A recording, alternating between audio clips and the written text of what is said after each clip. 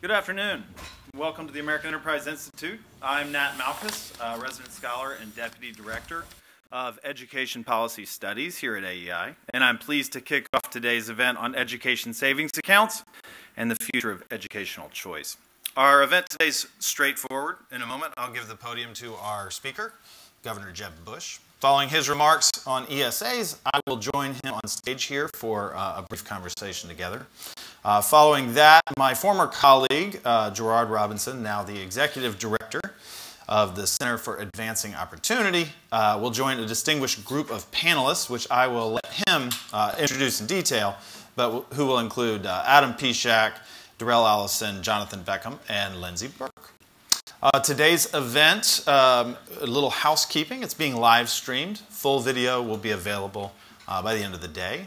We also have our friends at C-SPAN who are broadcasting, and we appreciate their service. For those watching at home or online, we do have a hashtag for the event. It's hashtag Jeb Bush at AEI. That's Jeb Bush at AEI. We invite you to join the conversation online. For those that would like to pose a question for later, we will be monitoring on Twitter. So this is National School Choice Week, and I think an ideal way to wrap it up is with a discussion of education savings accounts. But I'm aware that some of you may be wondering why. Why should we care about education savings accounts? And probably a handful, what are education savings accounts? So education savings accounts, or ESAs, are a mechanism for educational choice in 6 states now, where parents can withdraw their children from public schools, and the state will deposit public funds into an account that those parents can control, and then they use those funds for restricted uses, but for a wide variety of educational services. These can include private school tuition, but much, much more. Online learning programs, private tutoring, community college services, higher education expenses, and a variety of customized learning services and materials. So ESAs allow parents to unbundle education services.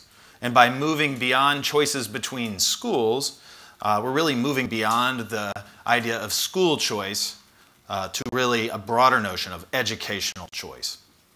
So ESAs really open a new chapter in educational choice, and it comes with promises and pitfalls. So last year, Gerard Robinson and Adam Pishak, who are with me today, and I released an edited volume, ESAs, or Education Savings Accounts, The New Frontier in School Choice. And we brought together a bunch of experts to look at the many axes of ESAs, their history, their legal foundation, how parents use them and what public opinion surrounding them is, how to develop a supply side of providers, how to administer, regulate them, and ensure quality control. And there's a number of these aspects that we'll discuss today. So growth in education savings accounts and other school choice mechanisms has been progressing in the states in a number of years, but we are in something of a new era of school choice. The unapologetic support for private school choice from the current administration is new, and it's raising the possibilities of tailwinds from that support and headwinds for school choice from pushback to it. So what the future of educational choice holds and the role that ESAs may play in it are open questions. And honestly, I can't think of a better person to tackle those questions than our speaker today, Governor Bush. So Jeb Bush doesn't need any introduction. He's the 43rd governor of Florida from 1999 to 2007. But it may need some introduction to his passion for education reform. During his 2 terms, Governor Bush's top priority was to tackle Florida's struggling education system. Under his leadership, the state established a bold accountability system for public schools before it was cool, and created some of the most ambitious school choice programs in the nation, a statement that could be defended at the time and could still be defended today. Florida remains a national leader in raising student achievement. And even before becoming governor, Bush was engaged in ed reform and in Florida, being involved with starting the first charter school way back in Florida way back in 1994.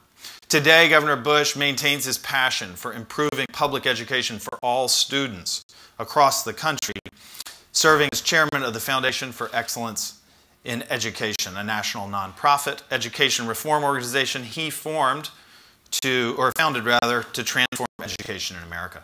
Please join me in welcoming Governor Jeb Bush.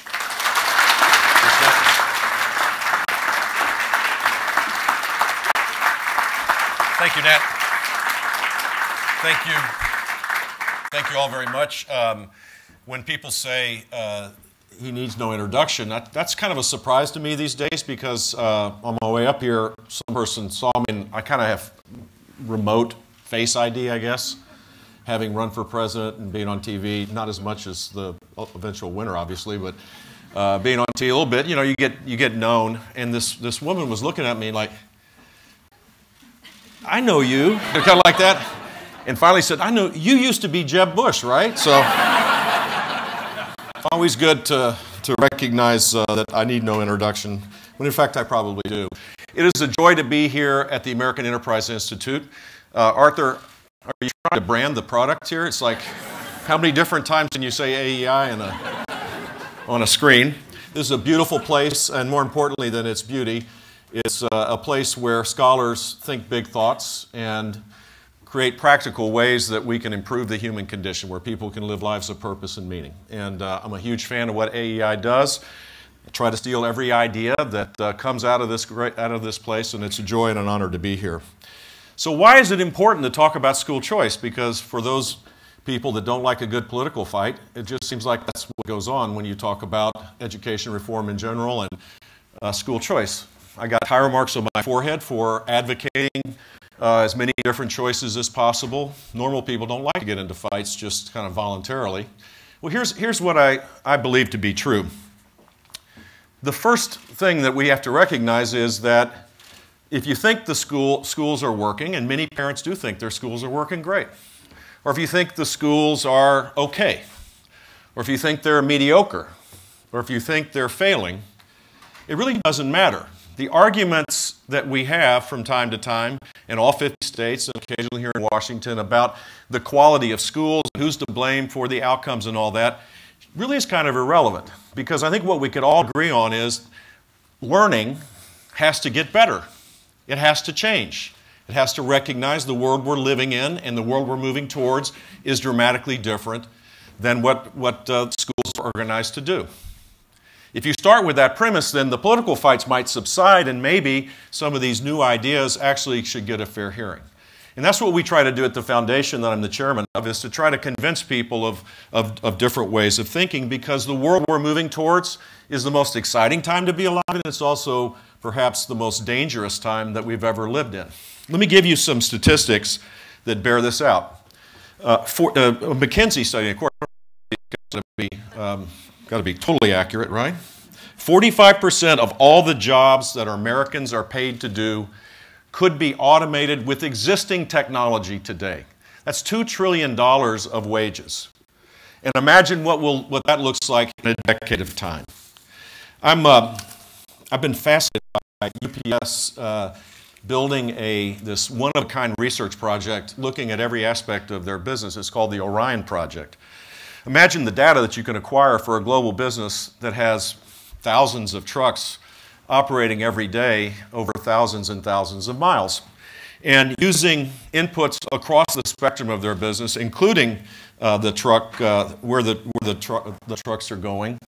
What they concluded is when they fully move to this, fully become operational with the Orion Project, doing things like not allowing their trucks to take left turns, for example, which is counterintuitive to me living in Miami. When I get a left turn, bam, I'm taking it as quick as I can. But the simple fact is they determined, looking at big data, using big data analytics, that would save them a lot of money. And if they fully implement this program, they will save about 100 million miles per year, 10 million gallons of fuel. They'll reduce CO2 emissions by 100,000 metric tons, reduce the number of trucks by 1,000, and save $300 to $400 million direct to the bottom line. All good, right? Phenomenal. Use of technology. Marching bands celebrating it. But what about the 1,000 truck drivers? Think of our entire economy using this information across the board, the combination of wireless technology, creating the Internet of Things, the use of artificial intelligence, big data analytics, converging into our lives all at once, it's possible that a child born in poverty, going to a mediocre or even an excellent school for that matter, will never get a job. The simple fact is this is not just about poverty. There are a whole lot of people that won't have the skills because our education system, the K-12, starting at K-12 and working all the way up to lifelong learning, isn't prepared for the world that we're moving towards. That's why this is important. Education is the chance to be able to have the skills to live a life of purpose and meaning, plain and simple. Quality teachers in front of students, using innovative technologies the right way will give people a chance to be not just the displaced truck driver, but perhaps the software provider that makes it possible for a whole lot of other people to be successful. You extrapolate the UBS experience not just in transportation, but think about it, manufacturing, retail, across the board. Amazon sells, for each one of its employees, sells $1,200,000 worth of goods. A brick and mortar retailer sells $100,000 of goods per employee. Who's going to be the winner there? We're not prepared to deal with this exciting but also quite dangerous time. So the question is, which governance model best applies to the 21st century and the world we're moving towards? My personal opinion is that the 12 or 13,000 government-run, unionized, politicized monopolies, we call them school districts, is not the best governance model for the world that we're moving towards. The new system should be parent-driven, should be totally transparent, should be really focused on as many choices as possible, where we customize the learning experience for this unique group of people that are emerging into our world. Florida is a majority-minority state in terms of its children. So is Texas, so is California, so are most states that have growing populations. 58% of all children in Florida are qualified for free and reduced lunch. Same in Texas, same in California, same in most of the states that are growing. Do you think the systems that we've created around these kids are working to the extent that they should? I don't believe so. And so the reason why our foundation, why I personally have been involved in the school choice movement for many years, in fact, it's kind of like dog years. I'm like 800 years old in this fight, is because I think that's the American way, to empower people with proper choices, to allow them to be able to love their children with their heart and soul in the right way, to be able to improve education outcomes, I think is the way to go. Have you all read End of Average? This book. It's a phenomenal book by Dr. Todd Rose, who's a professor at the Harvard Graduate School of Education. And in the book, the very beginning, I recommend it, by the way, if you haven't read it, he begins with a story of military plane crashes in the late 1940s and early 1950s with the conversion to jet aircraft from what existed before. And they studied the reasons why there were so many crashes, and what they ruled out pilot error and training. And finally, they turned to the cockpit that was designed prior, and a young lieutenant named Gilbert Daniels looked at the body measurements of more than 4,000 pilots. Talk about a dreary job. Actually measured the leg sizes and arms and necks of all these pilots to try to determine what would be the perfect cockpit so that there could be fewer crashes. And what he determined after he did all this work was that not a single pilot met that average. Some might have longer arms, some had bigger torsos, some had big hands, some had small hands, but the simple fact is, out of those 4,000 pilots, not a single one met that average. We've organized our education system and many other aspects of our society around averages, when in fact that's not the relevant thing that we should be looking at. Not one of them conformed to the average of all 10-dimension measurements used to design the cockpit. And so the simple point is everybody's different. It's not just a question of race and ethnicity or income. We're all different, which makes us special and unique. And our education system should be customized around that uniqueness. And we can do that today, whereas 50 years ago, in the industrial era, where everything was homogenized and created, organized around averages, it was impossible to do. So that's why we should focus on school choice, particular education savings accounts. Vouchers, charter schools, virtual schools, all of those are important for sure, but what makes ESAs, I think, where we should really focus on expanding ESAs across the country is that it's customized to the uniqueness of each child. The parents receive the money. It isn't just to go 100% to another option than the one the monopoly dictates that a child should go to. It could be for therapy. It could be for tutoring. It could be for after-school programs. It could be for the uniqueness of that child. And I would argue, empowered with the proper information, parents are the best school district that exists in this country. So, what should we do about it? Well, this is not a place where Washington is going to play an important role. It can be a role for advocacy for sure, but this is a battle fought out in 50 states.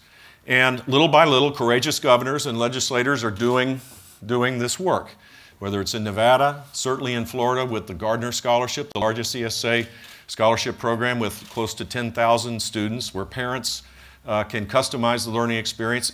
It could grow, by the way, probably to 100,000 if we had the budget to be able to make that happen. In states that are focused on this for special needs kids and for, in the case of Nevada and other places, across the board for students, things work out. My vision of how this should work is that with the right policies in place, the most open system, you would have a half day, perhaps a mom could pick a half day of a traditional public school or a charter school, take an AP calculus course that's not available in that classroom setting online from Florida Virtual School or one of the other virtual schools, take an online music class from Juilliard and a Spanish course with a local retired school teacher. In that system, my guess is that our education outcomes would be much stronger, more sustainable to be able to deal with the world that we're moving towards.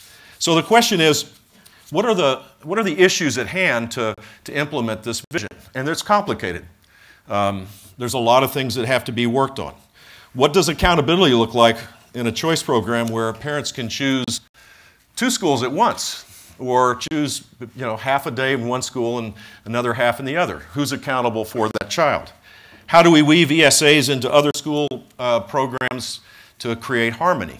How do we deal with assuring that disadvantaged families get equal access to the benefits of this?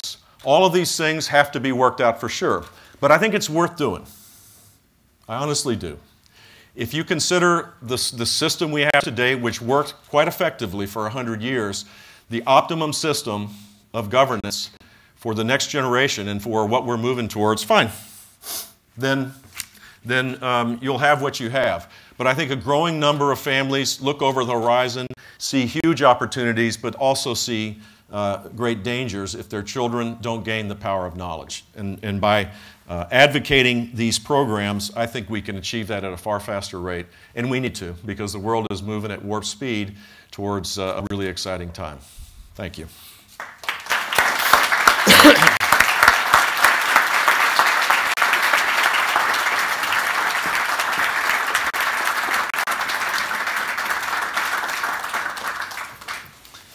Thank you, Governor. I now have some questions for you. So to back up a little bit off of ESAs, you've been at this quite a while. You've older than dirt. Indeed. Before most folks, and led the expansion of McKay before this century started. So my question is, how has the landscape of school choice changed over time since you were governor?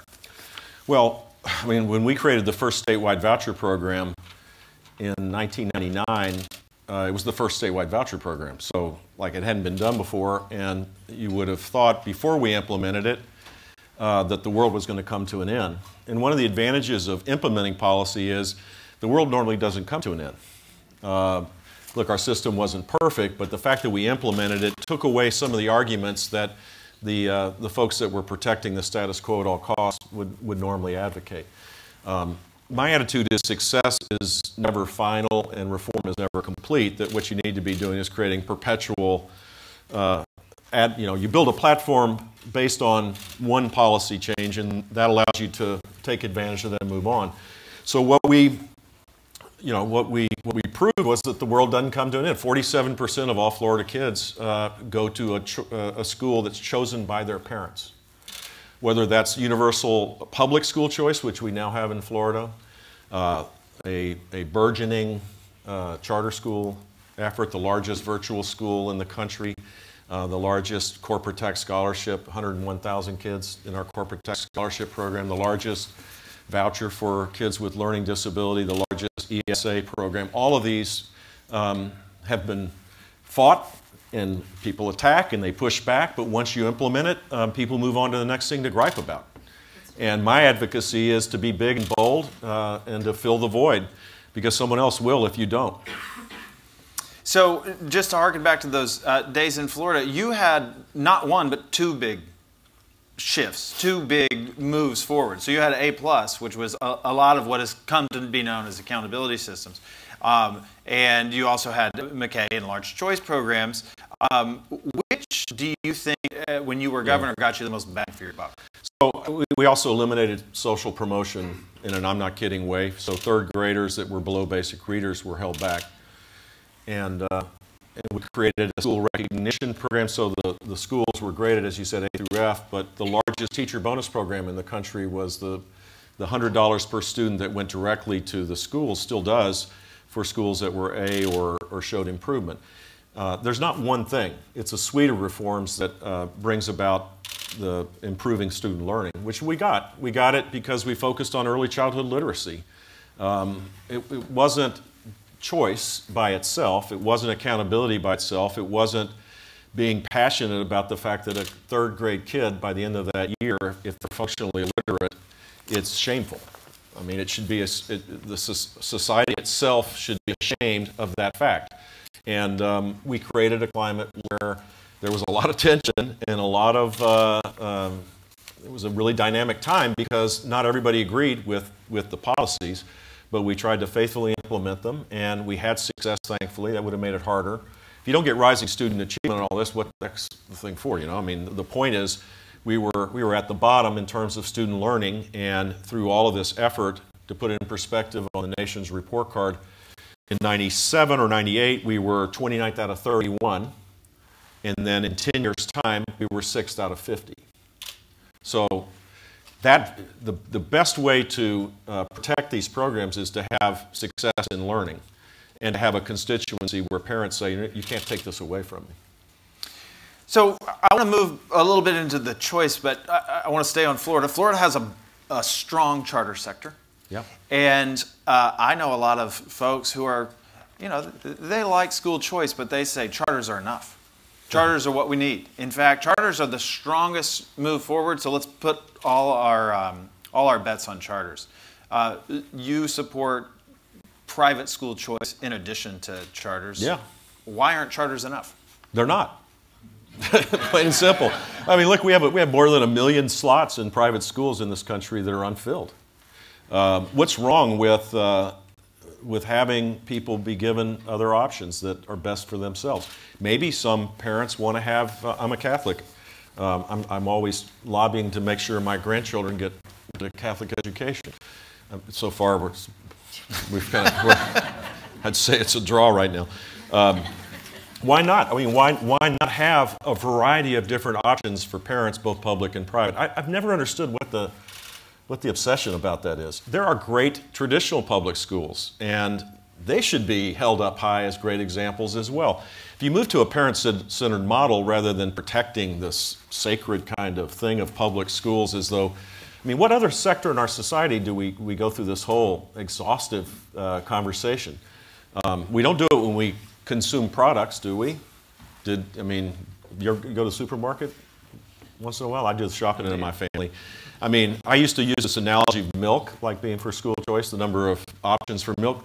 In the last time I used that analogy was probably 2 years ago. It's doubled the number of milk options, or fake milk, or almond milk, or 30-calorie milk, or, I mean, the whole world is alive when you're given options and you are an informed consumer.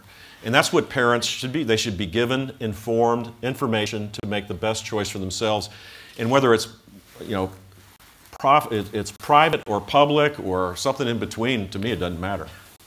So let me get on ESAs, which are one of my favorite topics, and I think it's yeah, you wrote a super book about interesting. it. Yeah, we did.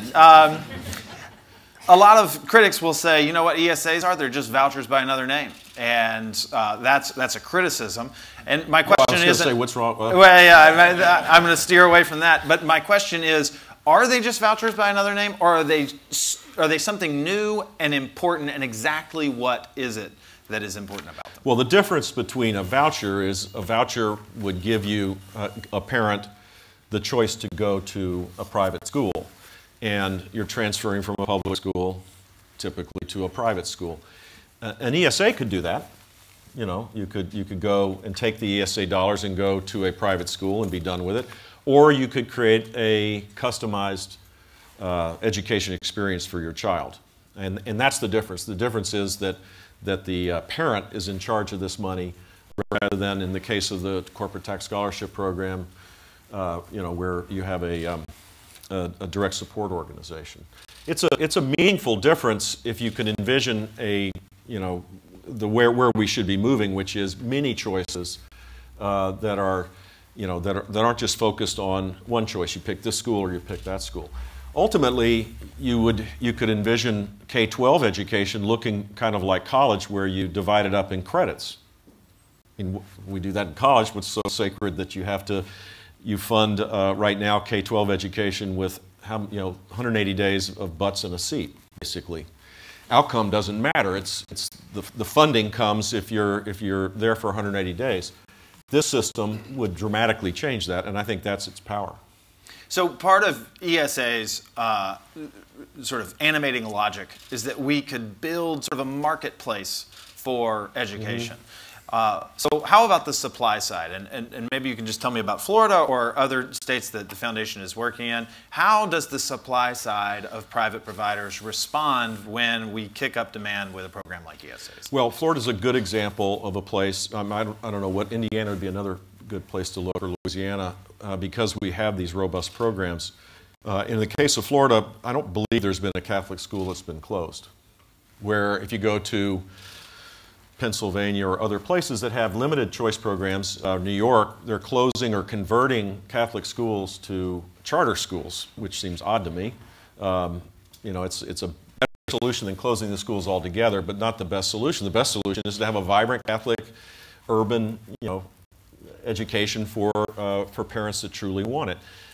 So we've seen an increase since the corporate tax scholarship program has been put in place of about 800 private schools. Not all of that. We also get 1,000 people a day move into our state. We don't have a personal income tax. I don't know how you all do up here on that, but we have people moving to Florida. So part of that's just the natural growth of the population, but a lot of it is that we have these sustainable, now long-term programs that support building supply. And I think what you'll find is that will be the net result in states that are getting close to the kind of 40 to 50% market share of students whose parents can make choices rather than be dictated to where the kid goes to school. So a question, maybe some advice for other governors or legislators that are considering ESAs. ESAs are in 6 states now. There's one in committee and near the finish line in New Hampshire. But these are the products of the legislative process, and they get beat up, and you have to make compromises, and sometimes you have to compromise on how much money the parents are allowed to spend or who's eligible. So my question for you is, if you were going to give these folks considering a system that they're creating with an ESA, where can they not compromise if they're going to make an ESA program that works? Well, that's a great question, because sausage making is really ugly. And you got to make it. This can't be just a think tank thing. You got to go out and grind it out. And there's massive, people somehow feel threatened by giving parents power to choose where their kids go to school. I've never quite understood it, but it may relate to the economic interest of the adults in the system that feel like the more people that leave, the less money they have to pay for their pensions or whatever. So first advice is assume, no matter how small the program is or how popular it might be, that you're going to get clubbed and go to battle with Kevlar on. Don't go to battle thinking you're going to reason with people who are dead set against it. I would say there are things that you can pass laws in the school, in ESAs and in other areas of school choice that almost guarantee that it fail, and you don't want that. I mean, you'd rather wait till you can build enough support to get a meaningful bill done. The number one issue I'd say is probably money. If you're doing an ESA that is so small that it's going to have a limited impact for parents, then that's probably not going to be effective. If you have in return for money and an ESA, you're imposing major regulation on top of private schools, bad idea. Look, in the choice arena, states have, Massachusetts is a more heavily regulated charter school state than, say, Arizona, and both of them seem to work. But I think there's a point past which you make it impossible for these schools to be successful. I mean, their mission, instead of having the traditional top-down regulation from the Department of Education to the school districts to the schools, which has been kind of the norm, and maybe some federal mandates thrown in for fun, you're replacing that with the ultimate regulator, an informed parent, loving their children with their heart and soul, making the right choice. So I advocate, and I do this all the time, a lighter touch, and trust parents to make these choices so long as they have the proper information, which is really important. If you expect parents to understand all of their choices and what they are, just because they can go online or something, you can forget it. Yeah, well, that was my next question. Thank you for leading me directly into it. There's this question about whether complexity itself can be a subsidy, right? If a program is so complex that only terribly sophisticated people can take advantage of it, then it advantages them and disadvantages folks who would have a hard time negotiating it. ESAs are more complicated than most other choice mechanisms because they can be unbundled. So my question is, what's the state's role in providing that information, in creating a system where there's a common sense about how to carry this through? Well, I'd be wary of assuming that disadvantaged families, I don't know what that means, but I'm assuming it means poverty or lower income, aren't capable of complex thoughts, just for the record here. I think all parents need to be empowered with information. And this is a place where states, including my beloved state of Florida, does a lousy job. If you go online and try to find out what the choices are available on the website of most states, what you're going to find is, Excel spreadsheets with very little information that is relevant. So one of the things that our foundation is trying to do is to do actually competitions to try to get states to understand how important it is to create clear, transparent information about how their kids are doing, how their schools are doing, and what the options of other schools, what they have. And in the ESA, it's a little more complicated because it's a multitude of services debundled, as you said, but it's possible to do. We do this, we do this all the time in every aspect of our life, right? So it shouldn't be, I don't know, use the analogy of sending men and women out into space. That's complicated. That's an engineering feat. This should not be as complicated as that. But the reason why it looks complicated is because no one's actually done it. It's not complicated until you, at least we should make it as part of any of these laws. There should be a real effort, I think, to focus on transparency. Same with testing, by the way. I mean, this drives me nuts. If you believe in accountability, which I do, really believe in it. I think if you measure, you're going to get a better result. It's kind of one of those life lessons. But if you don't provide the information on where a student sits, what they've learned, and you don't get it to the previous teacher or to the next teacher, and if you're testing in February or March rather than the end of the year, and you're not giving back a diagnostic tool to the next teacher and to the next parent, all those things would yield a far better result than what we do. But this is what bureaucrats do. They're insular. They don't think about this as a normal person would, of providing real information in a timely fashion. I'm answering your questions before you asked them, I think. But one of the real challenges about all these issues, ESAs particularly, which will be the next big fight, you pass a law, the governor signs it into law, there's a big ceremony and children are around and it's a beautiful time. That's just the beginning. Then you got to create the rules around how you implement that. Gerard knows this. And the people that you're asking to implement it oppose it. Think about that. I mean, that's the schools, that's the plight of school reform in our country. By and large, the state boards of education, the people that have been working there for many years, don't like all these ideas. And the district superintendents don't like these ideas. And the unions don't like these ideas. And we're asking them to implement in a faithful way how this works, and that makes it really hard. So you got to be fiercely vigilant and just, use the old Winston Churchill expression, never give in. You got to bang them, fight them, plead with them, neutralize those that are the opponents, win over those that are neutral. A lot of folks that are critical of school choice and arguments for school choice say, well, you're just sort of against traditional public schools. Indeed, you support vouchers, charters, education savings accounts, online schools, a number of options, and all of these would inevitably result in more people leaving traditional public schools. Yeah. So given that backdrop, what do you think of as the future for traditional districts and neighborhood schools? I think a majority of, particularly elementary schools, people, that's a value that parents really appreciate. If you move to a parent-centered system, having their child close to where they live, that's a value. Or having a child go to a school that's close to where they work, that's a value.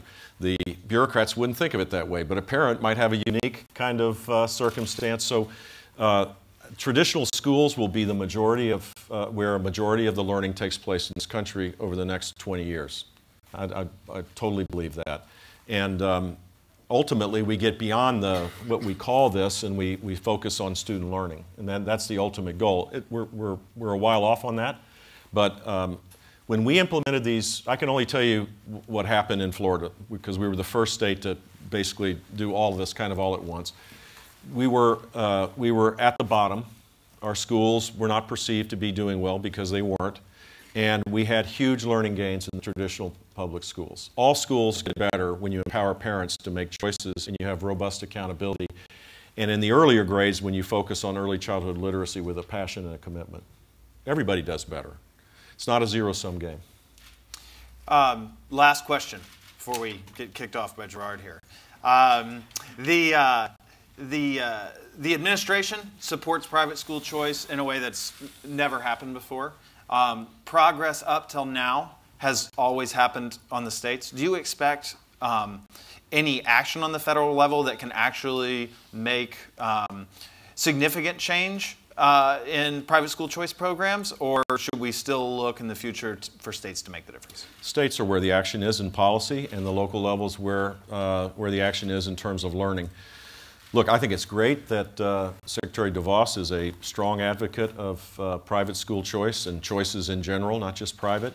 I think it's great that she's a leading advocate in the country for that. It inspires and emboldens policymakers all across the country to know that there's an ally. And there are some certain discrete things the federal government might do, but I'm not counting on it. And I mean, last time I checked, there's kind of a gridlock situation up here. I don't come here much, but I think the action's going to be outside of here. I do appreciate. I mean, if I had a magic wand, I would ask that the federal government create certain criteria of how they want to hold the states accountable, but give the Title I money to the states to be able to design programs to empower parents. There's all sorts of things they could do requiring changes in law. So I'm not holding my breath on that. They could be a good partner. What they shouldn't do is create implement well-intended ideas that stifle the already implemented school choice programs. I mean, there's a way that you could screw it up. You could put regulations on top of federal money that could be used with existing state resources and end up killing these programs. So do no harm would be the first step for Washington.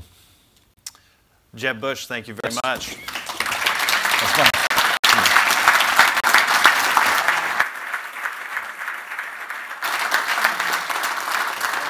I'm going to invite the panelists up now. We'll take just a couple of minutes to change the furniture up here. If everyone could please hold their seats until my former colleague Gerard Robinson convenes his panel. Thank you.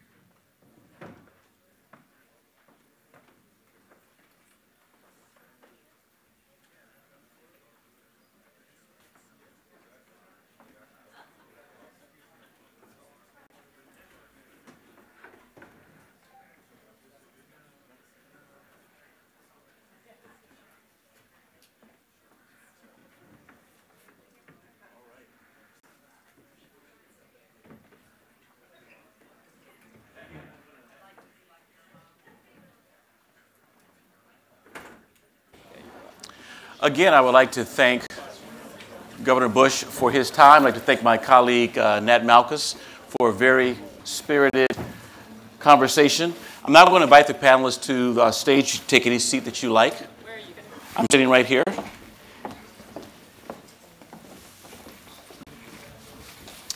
It's good to see some friends in the audience. I haven't seen in a while. Again, my name is Gerard Robinson. I am the Executive Director of the Center for Advancing Opportunity here in Washington, D.C., and I'm also an adjunct fellow here at AEI, so maintain my connections with the AEI family. I have with us today 4 people who know a great deal about not only school choice, but about education in the United States. And all of them bring a very unique perspective to this conversation. So what I'm going to do is introduce each person briefly. They are seated in the order in which they will speak.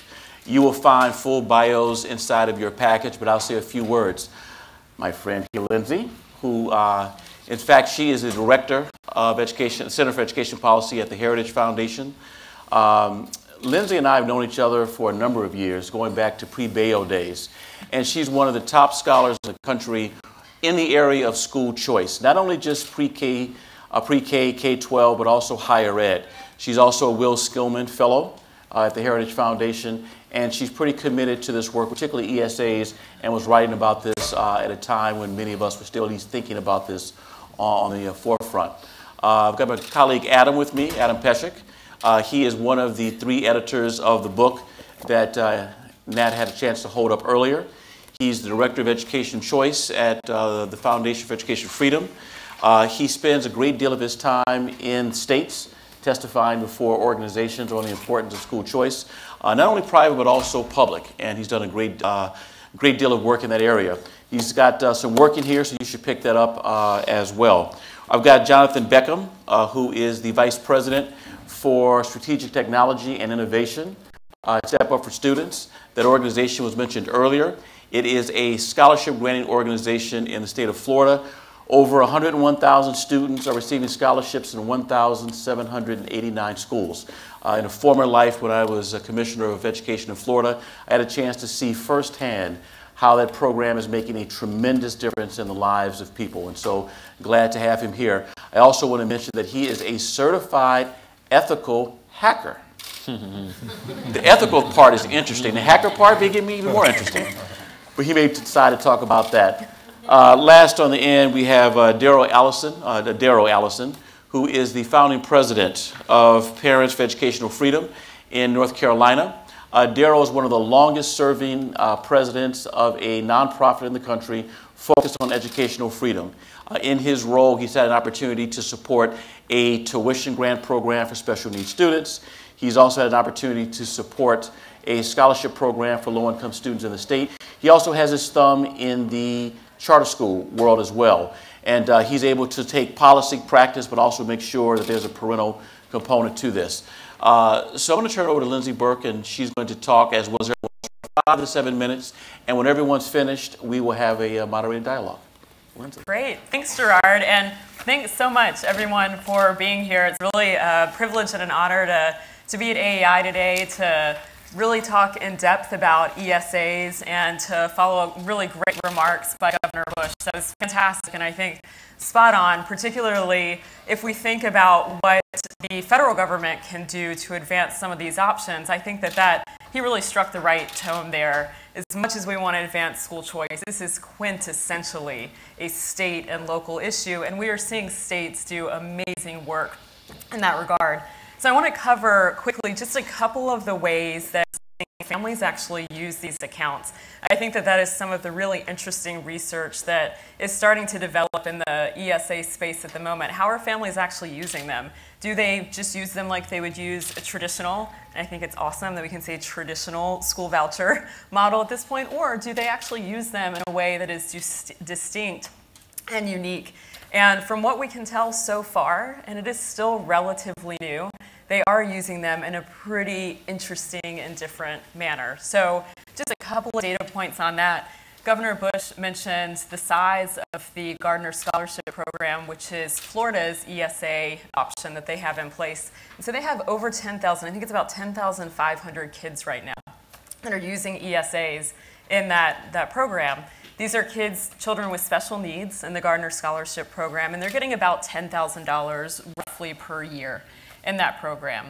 And so we were able to look at, thanks to data provided by Step Up for Students, we were able to look at how families are using their Gardner Scholarship account. So Jason Bedrick and I, Jason is at EdChoice, formerly the Freeman Foundation for Educational Choice. We'll have a big report coming out on February 6th on exactly how families are using them. And it has been fascinating to see in Florida. So Florida's ESA option has been around since 2014, so it's a pretty new option. But parents right out of the gate started using those accounts to fully customize their child's educational experience. So we looked at how parents were using their accounts over the past 2 years, and about 40% over that 2-year period are using their accounts to customize. In our data set, we lump them together as customizers. So if you think about it, you could either use it as a voucher, you're not a customizer, or you could use it as a voucher and all of these additional options. So you could hire a private tutor, pay for special ed services and therapies, buy textbooks, curricula, whatever you need. You can even roll over unused funds year to year. You can roll it into a college savings account. So we said, are parents actually doing that? And in Florida, about 40% of families are customizing with their ESAs. And it's just amazing that in that short amount of time from 2014 forward, that they've already figured out how to totally create an a la carte system for their kids. But then we wanted to know, so are they actually customizing, or are they using it sort of like a voucher and maybe buying a textbook? So we delved into the numbers a little deeper, and of those 40% who are customizing, and this is what blows me away, half of them don't set foot in a brick and mortar school at all. They are truly a la carte customizers. So they're hiring private tutors, they're buying textbooks and curricula, they're doing an online class here and there. It is just a completely a la carte, do-it-yourself education that is perfectly tailored to the needs of their individual child. And so that was just amazing for us to see. That work followed similar work that we had done, my colleague Jonathan Butcher and I, in Arizona. So Arizona was the first state to establish an ESA option. They established it in 2011. Thanks to the good work of Adam's former colleague, Matt Ladner, and others, they were first out of the gate. And so we looked at families there, wanted to know how are they using the accounts, and saw similar, not quite as robust, but similar numbers. About a third of families in Arizona are using their accounts to craft a totally a la carte educational experience for their child. So pretty neat, I think, to see how families are customizing, how they're really tailoring every single dollar that's in their account. And by the way, I would just say, the fact that we know this, that we know how families are using every penny in their ESA, is just a breathtaking level of transparency and accountability. And that's something that has been easy to figure out, working with the administering entities and states. But I would add, particularly in Florida, when Nat was talking to Governor Bush a minute ago about, how would you change things? There are perhaps pluses and minuses. Something that he mentioned was really spot on, that even if you get an ESA option in a state, too often it ends up being folks who are administering the program that might have multiple allegiances, right? They might oversee the day-to-day operations of the state public school system. Even if they're in favor of your education choice option, it might not be the first thing that's on their mind in the morning. And so in Florida, what they did was really critical, I think, in housing management with a nonprofit administering entity there. And so that's been something that other states have started to learn from. And I'll just add, before I hand it over to Adam, that while we, I think, largely agree that these education options should be advanced at the state and local level, there are a few things that would be appropriate through federal policy to advance ESAs. And I'd be remiss if I didn't mention them, because it really is an exciting time to think about it. I think probably the best opportunity that we have ever had to advance education choice for some of these populations. The first that I would mention, and that we're really excited about, is military families, children from military families across the country. We know that 35% of active duty families have thought about leaving military service altogether, completely leaving service, because of the district school to which their kid would be assigned when they get assigned to their next duty station. So this is not only an education policy issue, it is a national security issue. It's a recruitment issue, it's a retention issue. So the federal government does provide for not only the national defense, but the education of children from military families. So thinking about how we can modernize the existing dollars that we spend to have that funding function, quite frankly, more like the GI Bill functions, and empower those families, military families, with ESAs would be just a huge and important step forward. Same thing for children attending Bureau of Indian Affairs schools. These are the worst performing schools in the country. And then the third that I would add, and really the final that's appropriate through federal policy, is the District of Columbia. It's under the jurisdiction of Congress. Kids in DC should have access to universal ESAs. So there are things at the federal level that can and should happen, and I hope we see them happen moving forward. Thanks. Great, thanks, Lindsay. And thanks, Gerard, thanks, Nat, for putting this together. It was great working on that book with you all last year, and thanks to Elizabeth English. I don't know if she's in the audience, but she helped a lot too. If you ever want to make a lot of money, write a book about an esoteric part of education policy, because it just comes pouring in. I can't tell you. Gerard says this is what is it, your retirement plan? It's retirement plan. So Amazon.com. And the beauty about writing about education policy is that came out last year, and even since that 1 year period, things have changed dramatically in ESA policy. Last year, in 2017, there were bills filed in over 20 states across the country. There was a passage of a new bill. There are lawsuits, petitions, a whole lot of the fun things you think of when you think about state-level education policy. And ESAs are kind of a good embodiment of that. A question was asked earlier, why are ESAs different than vouchers? A lot of people call them their vouchers by another name. The truth is that ESAs are dramatically different in a number of ways. The first way is, of course, you don't have to spend it at a private school. So it takes this kind of debate away from public versus private versus charter. It really empowers the student to be able to find the right option for them. That can be customized education. It can be a private school. You can decide to go and take private school, get speech therapy on the side, or you can take English and math online, rest at home. It's really a customized do-it-yourself education. So that's one reason. The second reason is that unlike traditional scholarship programs, ESAs are not use it or lose it, which is what we have a lot in our education system. With a voucher program, they're usually structured at, you can get $7,000 at the price of tuition, which is less. And if you have a voucher program over a decade or so, guess how much private schools in that area start to charge tuition? $7,000, because if they charge a penny less, they wouldn't see the savings, the child wouldn't see the savings. The only person that would see any sort of savings is kind of the State Department of Education.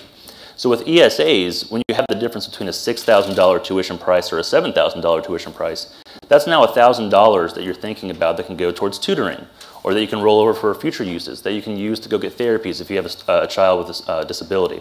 So there's real economization, real thinking about how to actually make education not just the best bang for your buck, but also economize and do those sorts of things. So there's a number of different ways, but ESAs are really at their heart funding reform. We're funding children and parents to let them go and take the funding to the place that's the best fit for them within the parameters that the state sets. So obviously I'm optimistic about ESAs, and I think I'm optimistic for a few reasons, and I'll lay those out right now. The first is that I think that customization piece allows ESAs to create new education models that we haven't even thought of yet. right? With vouchers, with tax credits, with charter schools even. There's this kind of idea, and if you started a business, you had an idea for a business, you probably wouldn't start that business with a $2 million facility, 24 employees, before you even had a single customer come through the door. But that's how we structure education in America. And what ESAs allow you to do is, if I'm a teacher and I have an interesting idea of what I want to do, I can charge parents, $100 per session, or I can make it free, and then I'm going to say, I'm going to attract 10 kids to do this education model. And if I'll charge those 10 kids $6,000, that's $60,000 that I can use to create an education for those kids. Word of mouth spreads, they double their enrollment to a whole 20 kids. Now they have $120,000, and they can hire a teacher aide, and it kind of slowly snowballs into where you can actually test things out. And it allows you to make small bets in education where if it works, great. If it doesn't work, no problem, because you're making small bets and you're adjusting in real time. So it's going to lead to more micro-schooling, more ability to do some more kind of quasi-homeschooling co-ops that kind of blur the line between private school, homeschool, online school, to kind of create that bottom-up innovation. We talk a lot about innovation, and that's usually top-down innovation, but we all know that innovation comes from 1,000 people making 1,000 different choices on the ground. And that's going to allow that. That we don't see in other types of programs. Another thing that I wanted to mention that I'm optimistic about and I think is a problem that needs to be solved is that kind of creation of the market, right? So with an ESA, you have about 10 times as many options, 10,000 times as many options as you do with just a brick and mortar school option. What are we going to do to help parents navigate systems?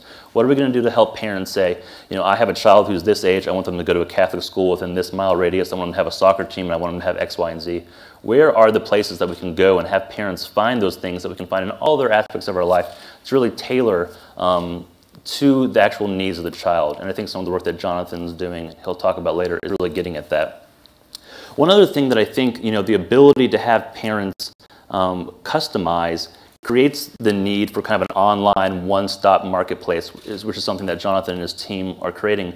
But along with that, it creates a new way of creating accountability and a new form of accountability. When we talk about accountability a lot in education, I really think that ESAs can kind of push to the next generation of accountability. So, show of hands. How many of you have used Yelp, Google, TripAdvisor, Urban Spoon, or something to find a restaurant? To go, I'm in a new area, I'd say, 90, 80% of the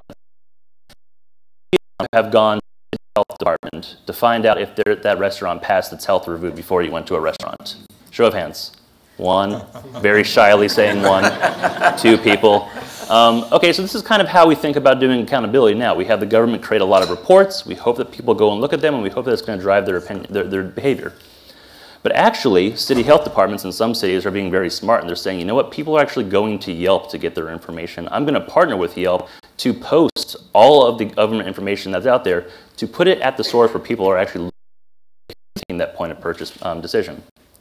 And the people who go to Yelp, they're not afraid of like foodborne illness. They just realize that if you're going to a place with 4 stars, 5 stars, there's a good chance that you're not going to leave there with a bug.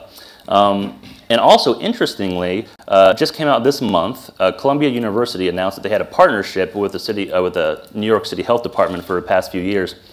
And they were able to create an algorithm that with very high specificity can just scrape all the comments off of Yelp and be able to identify where foodborne illnesses are most likely to be detected.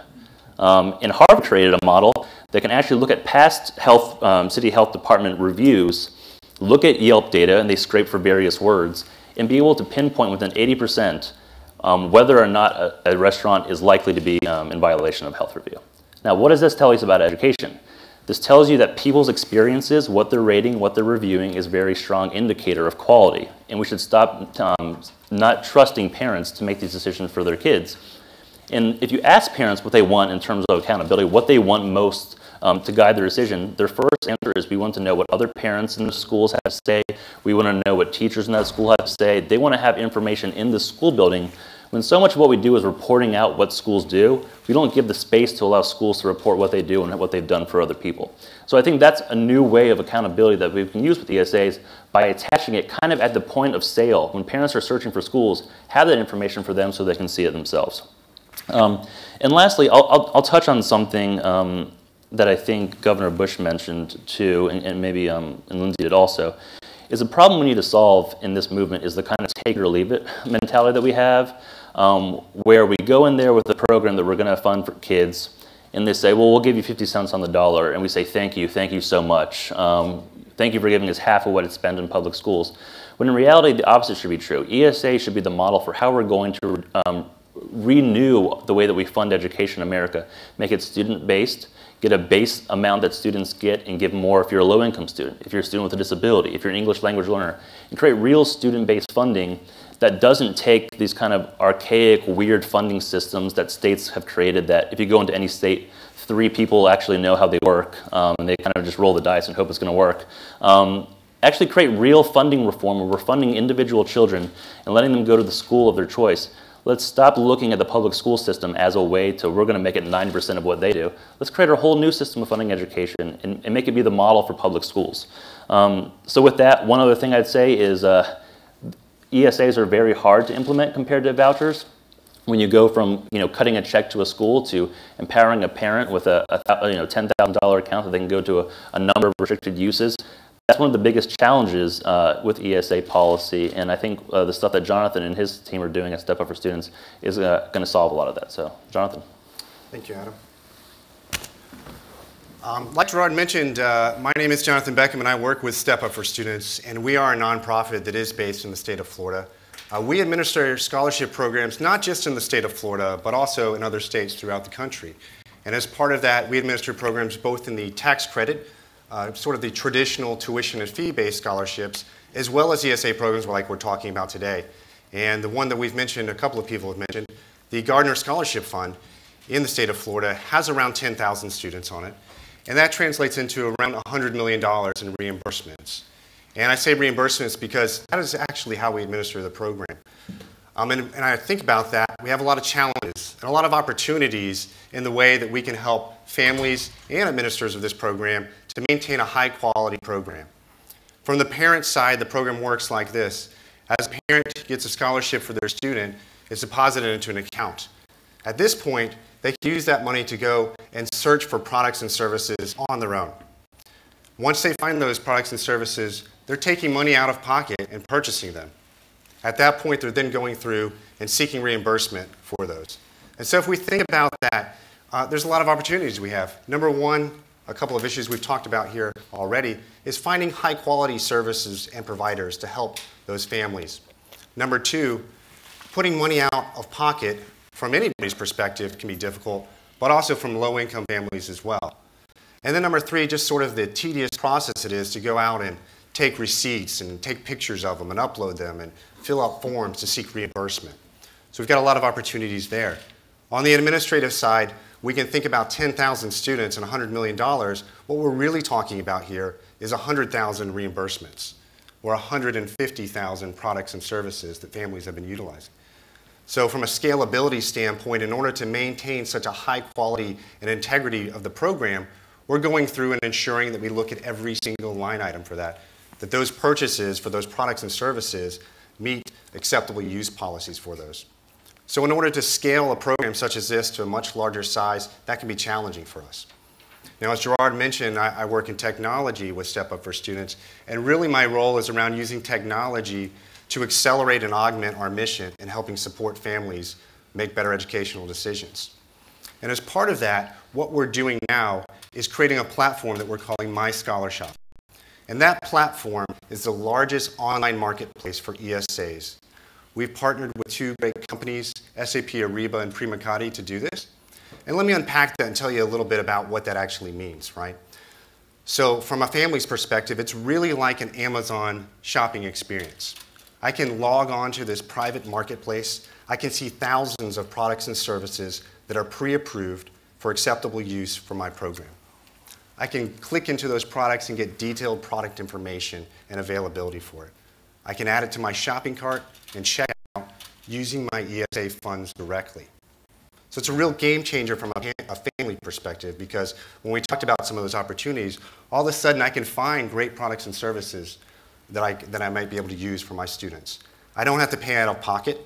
I can use my ESA funds directly to purchase those. And from an administrative standpoint, once I check out, this platform handles everything on the back end for them.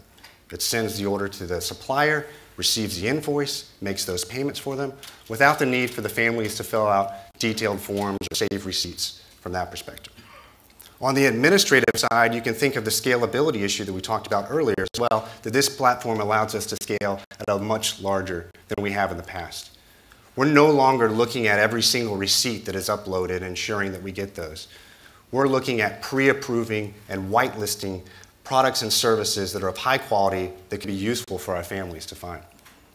The other thing that we're really excited about from this platform is some other things that folks have touched on. How do you look at accountability and traceability? How do you look at transparency and getting more information to families? We're incorporating verified ratings and reviews from our families into this platform. So that allows families to go through not just rate schools and instructional materials and technology, also service providers and therapists, putting that all in that point of sale right where they need it when they're making those purchases. So we're really excited about using that platform to help inform our families and to let them make better informed decisions there. So in summary, at Step Up for Students, we're looking for a place for each country and creating a platform that allows our families to make better informed decisions. Thank you. Great. Well, you heard that phrase, last but not least.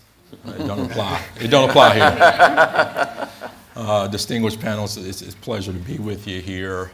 Gerard, him a leader among leaders, and a dear friend and a mentor in a lot of ways here in every forum. You can knock me off with a feather here to have Jeb Bush.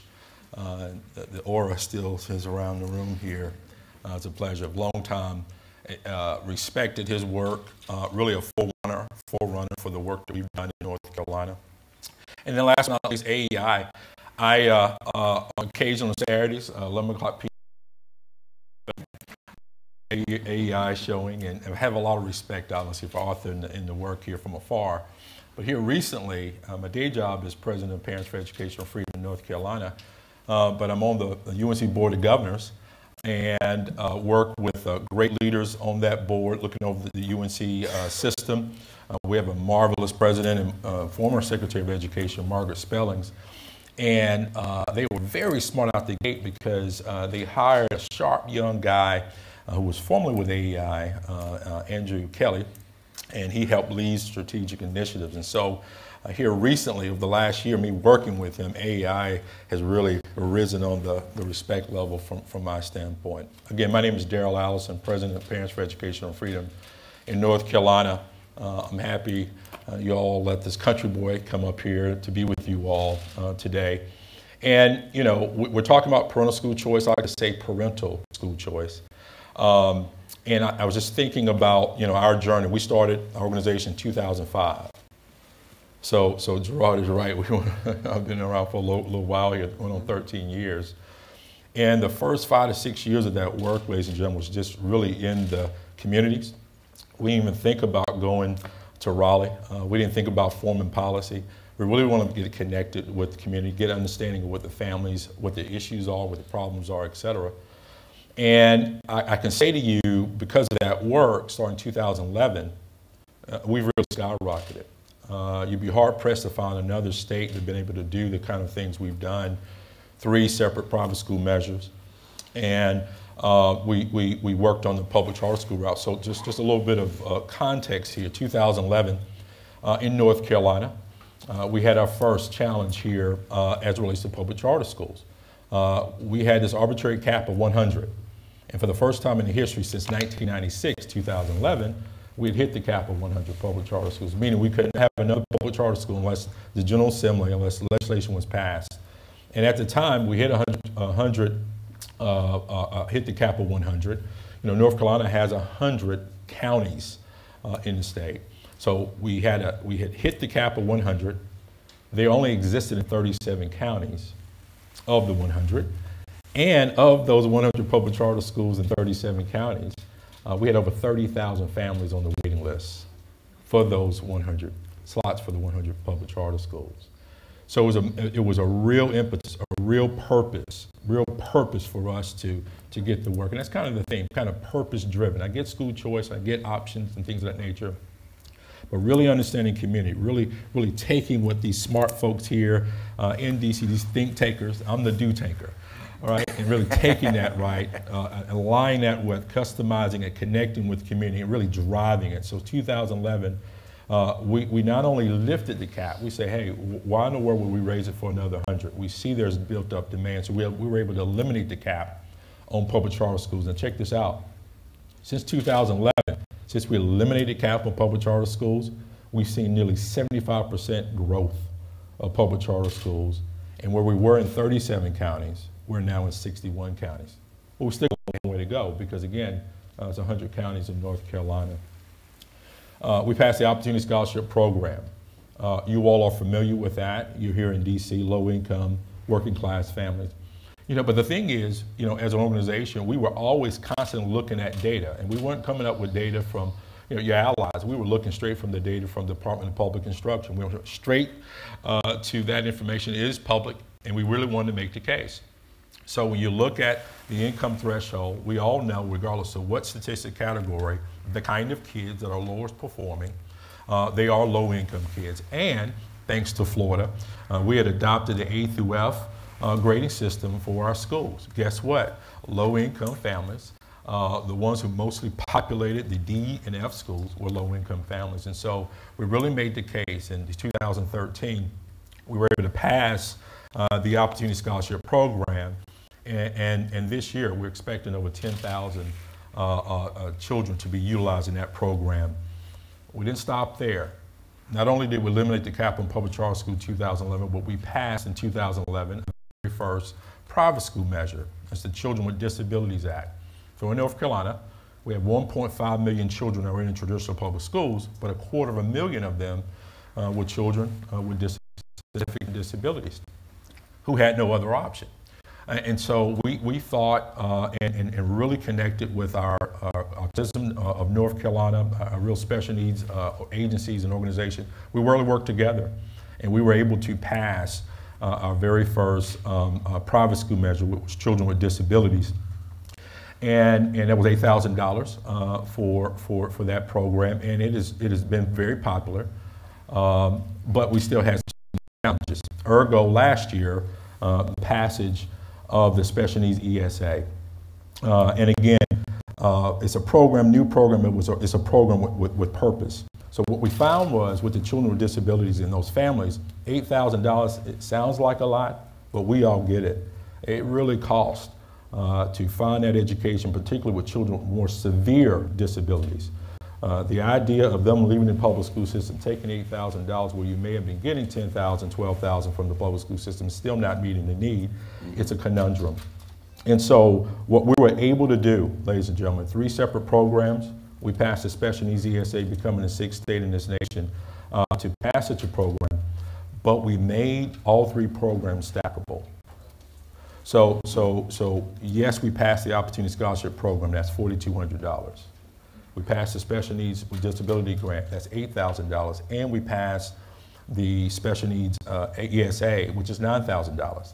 So we have families right now, ladies and gentlemen, that this coming fall, they're going to have up to $21,200 to be able to utilize to help their child with the more significant disabilities. 3 points on the ESAs, 3 critical areas as it relates to North Carolina, and I think it has some context here as we think about this moving forward.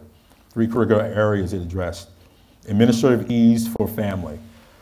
With the Children with Disability Grant, one of the challenges we had was it was refundable reimbursement. So this idea that you have to pay now, wait later. Well, if you got the money to do that, that's fine, but boy, when you squeeze a couple pennies, it's really challenging. With the ESA program, we removed that barrier and allowed the debit option for those families. The second, we alleviated financial hardship for families. As you all know, you're talking about families with children with disability. In a lot of cases, you're talking about a college tuition, kind of part of price point. And so with the stackability, the idea of the stackability, we believe eliminated some problems. And then lastly, and this is really key, eliminate the either-or view of education. So what was very important for us as an organization, we understand that by and large, private school measures, you're kind of taking the kid, or the kid is leaving. I shouldn't say taking. The kid is leaving the public school system, entering a private school. What we wanted to do in this program was really try to change that a bit. So with the special needs ESA, we said, listen, you may be a mom and father getting about 80, 90% of what you need in the traditional public school system. What about that 10 to 20%? So for this program in North Carolina, a part-time student, public school, can also be a part-time student in private school and still be eligible for the program. Well, that's really important to me personally, because I think this opens up the idea for customization. This opens up the idea, where I said the university level, we see high schools working with community college. You have high school kids getting an associate degree before they walk across the line with their diploma. Mm-hmm. We see community college working with the university system, getting that kid with an associate degree to get to the a four-year degree. What I'm hoping is that now for the first time in many cases, the children with disability, whether it be a therapy or whether it be tutoring, they'll be leaving that public school system, going to that private school and vice versa. What I'm hoping is that you see the kind of connectivity among schools that primarily have the fences and barriers, and that stimulates that kind of interaction so that we can really open the door for customization. Again, my name is Darrell Allison. It's a pleasure to be with you, and back to you, Gerard. Thank you. So you see we have four very smart people who see this area as important but walk different lanes. So first questions for Lindsay and also for Adam. So both of you have access to lawmakers, both federal and state level, and you use research and other data to influence the conversation. For the audience, both present and viewing, tell us a few things you hear from lawmakers who say, yes, I love ESAs and why. But I also want to know from those who say, no, I don't like ESAs. What are their reasons? Yeah, you know, ESAs, you hear a lot of the traditional pushback that you get with a voucher option, tax credit scholarship, school choice generally. So the folks who are skeptical of it, the special interest groups in particular, you know, you always hear from them, ESAs are no different in that regard. You'll hear things like, oh, it's a super voucher. And as the governor said earlier, like, maybe, is that really a bad thing, right? So we get the traditional pushback, but then you also get just concerns, or not even concerns, but questions about the mechanics of it. And everybody went through that really well, the unique nature of an ESA, but I think it's just a matter, there's going to be a bit of a learning curve, I think, over the next decade or so with how an ESA functions. It's incumbent upon us to make the case that this isn't wholly different than so many aspects of our lives. A lot of folks have health savings accounts. It's a different way to think about how you finance your health insurance needs. And then Adam mentioned, you know, you're going to Yelp, you're going to Open Spoon, all of these options that are out there right now where we do expect customization down to such a granular level, but being able to transition that into an ed space that has been monopoly dominated for 100, 150 years, it's going to take a little bit of time. And so I think it's just a matter of walking folks through that, walking policymakers through the fact that families, parents are incredibly savvy consumers. Most every parent you meet, I mean, they're all experts in the needs of their own kids, right? But they are so good. They will call private schools and ask, you know, what options do you have? What are your teachers like? Do you have extracurriculars? What are the after-school programs like? Is my child going to be safe? What about the academics? What about grad rates? And it's funny, if you talk to principals of private schools in choice-based areas, they'll tell you they know immediately when it's a parent calling who has access to a voucher or an ESA, because they will have a checklist of things they're looking for in that school. So I think it's just a matter with policymakers in particular of making the case to them that parents are incredibly savvy, that we are going to get far better information from these market-based feedback mechanisms than we have ever gotten from this assignment by zip code monopoly system, and then just walking them through the mechanics. Yeah, I mean, for the people who don't like it, it's the same reason they don't like tax credit scholarships or vouchers. I was actually on, yesterday or 2 days ago, someone had posted on Twitter an article from 1999 about this new burgeoning school choice movement, and it could have been written today, honestly. Like, all the arguments were the same, all the proponents, opponents, they were all the exact same arguments. Just the numbers of kids participating changed. One unique thing that I find is interesting is that I talked about the economization of this, and that, you know, if you don't use that $1,000, it rolls over. We advocate, and a lot of states allow you to roll that over, and if you have any money at the end of your high school experience, you can use it for college, which is a real cost-conscious way of doing these things. And I find it odd because in some states, people hate that more than anything because they think it's not fair. That some people can stay for college and some others can't. And my response is always, if you can find a way to do it in the public system, in the charter system, so be it. But it's really that economization thing that I think is what people both like and then have questions about. It's kind of a new framework of thinking about education. And honestly, it's crazy, but this is what wealthy people do every single day. So the real crazy part is that we allow people who can't otherwise afford it be able to do it also. The arguments are all the same, but I think the people, why they like it for that customization piece. They like it because it takes the argument away from public versus private, which is how so many of these arguments go, is that if you're for vouchers, you can't be for public schools. And in reality, all this is doing is funding a child. And frankly, if they want to take it if they want to go to public schools there, if they want to go to private school there, if they want to educate online, they can do it there. It's really just education funding reform, and I think people both like and dislike that aspect of it. It's good points for both of you. So Jonathan, when we started the choice movement going back to the 90s, part of the sell was that public schools can learn something from what we're doing in the choice sector. You spoke pretty eloquently about the role of technology and what you're doing to step up for students. What are some aha moments in the work you're doing right now with technology that, frankly, the traditional public schools can maybe borrow from as it relates to customization, ideas, parents? What do you think? Well, I think when we talk about ESAs in general, we're talking about the unbundling of courses and the unbundling of services that we get. I think from the traditional public schools, we're often thinking about kids going to a traditional school all day and taking courses there. But as Governor Bush mentioned earlier, what's wrong with a student going to an expert in the morning to learn Spanish and going somewhere else in the afternoon to learn how to play sports or some other activities for that? So I think even aside from the technology piece, that transcends well over to what we see in public education. But from the technology piece of it, the great thing about this platform that we've been talking about is that we're going to be able to have a lot of data and a lot of trends around what's happening with students with different areas. So, and all the products and services they're utilizing, their ratings and reviews around them, and even looking at outcomes that happen from those families. So all of that data is not just data that we can think of as educational reform data or private school data. This is data that I think we can share with everybody in the public school sector that can help us all to look at better products and services that can help anybody in education. So I think that's really the trend that I see that I think will help not just people in the private school or choice movement, but anybody that's looking for education. That's a good point. So Daryl, guy in the do tank world, 2005, you have your organization. I mean, you really know the pulse of real people who have real challenges. And you bring up the issue of disability. Most people often overlook the fact that a lot of the tax credit and majority of the ESA programs, in fact, are for people with students with special needs.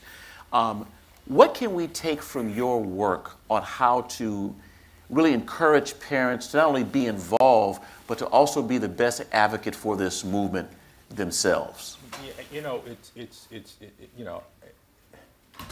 it's really not difficult.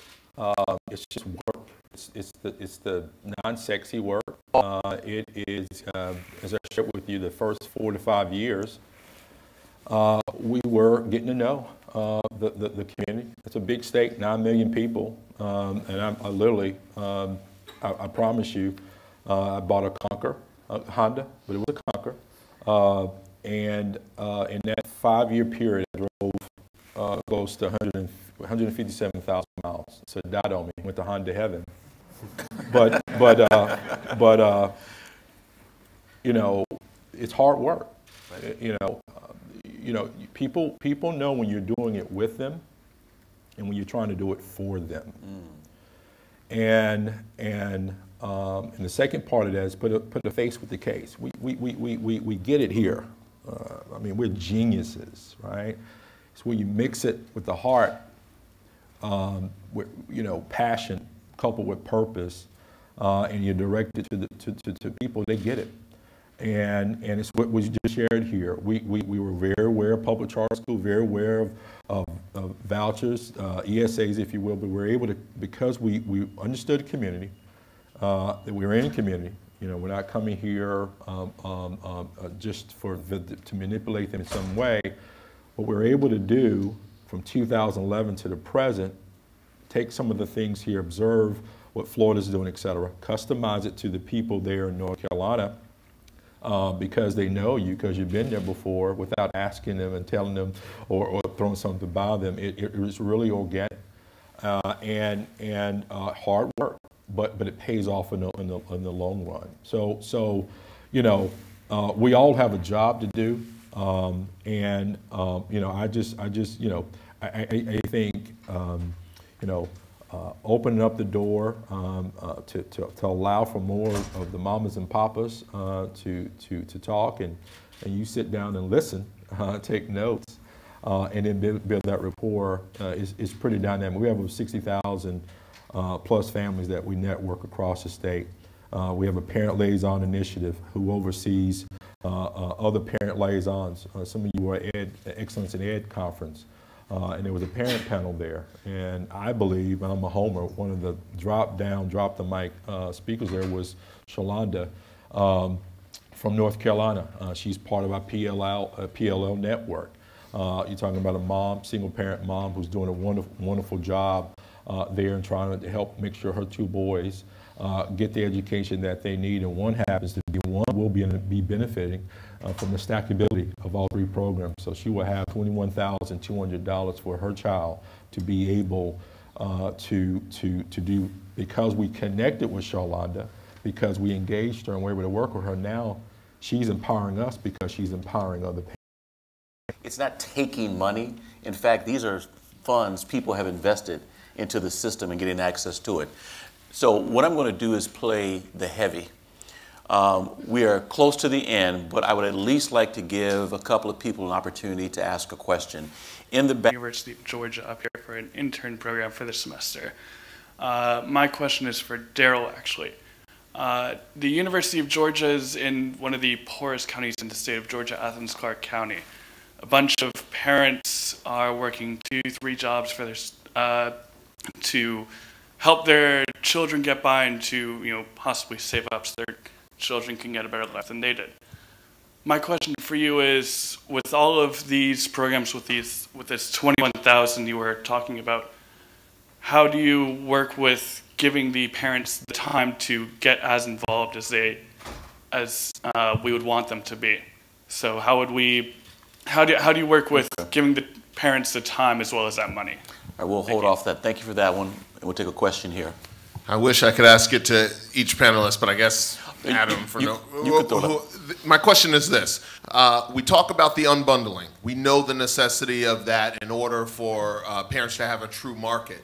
To what degree does your grand vision of ESAs rely on every public school segmenting and unbundling their offerings so that parents have true access to the whole marketplace as opposed to all just these kind of adjunct services in the private market, and to whatever degree there are micro schools and whatnot. But I'm talking about, can you see a pathway to traditional public schools actually turning their offerings into And if we can do it within a 30-second response, we'll start with Daryl first. We'll go to Adam, you and Jonathan. Real quick, in North Lindsay, you can weigh Carolina, as a result of what we've just been able to do in 2011, charter private school, the largest school district in the state is Wake County. For the third consecutive year, they've had more enrollment in non-traditional schools, homeschool, charter school, private school, than public school.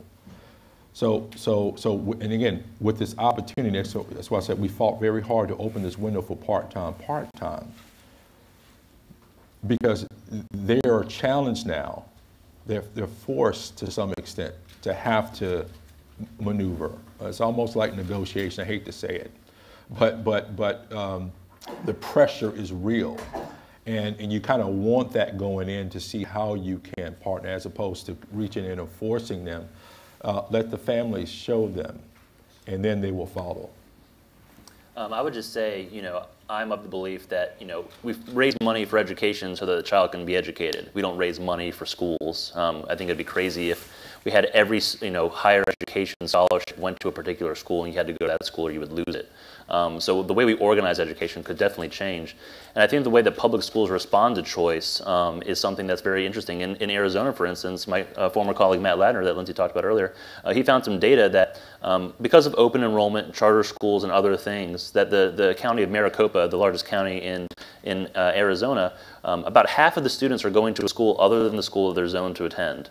And you have these kind of Hollywood of Arizona, Scottsdale, who's losing student enrollment, so they're not actively going out there and recruiting kids to come to their public schools. And that's a complete mind shift when you're going from, we have a captive consumer base, to we have to go out there and actually give them something they want. We have to go out there and say, hey, come to us, don't come to that charter school, don't come to that private school. So I think it's funding reform, and I think it's just a changing the way that public schools respond to these type of incentives. Can I just add one thing? So one day we will be at the point where choice is the default position for every single kid. Eventually we will get there, where from day one, every single child, day one entering kindergarten, they're funded with an ESA. When we get to that point, traditional district schools, every provider is going to have no choice but to unbundle and sell directly to parents, and we will get there. Jonathan? I was going to say, in the state of Florida, on our programs, we contract with public schools now for different services. So a lot of the folks that are using ESA accounts are working with public schools. So it's not just a private provider, public provider sort of thing there. It's actually that they are using it for different services. Your online marketplace? Not yet, but they will be. Well, with that, first of all, I want to say this has been a great, healthy conversation. And here are 3 takeaways from what I pick up today. Number 1, this is really about parental choice, and that's important. Number 2, supporting education savings accounts doesn't make you anti-public schools. And third, there are many different ways of ultimately getting to the end that you mentioned, which I think is a great way to close.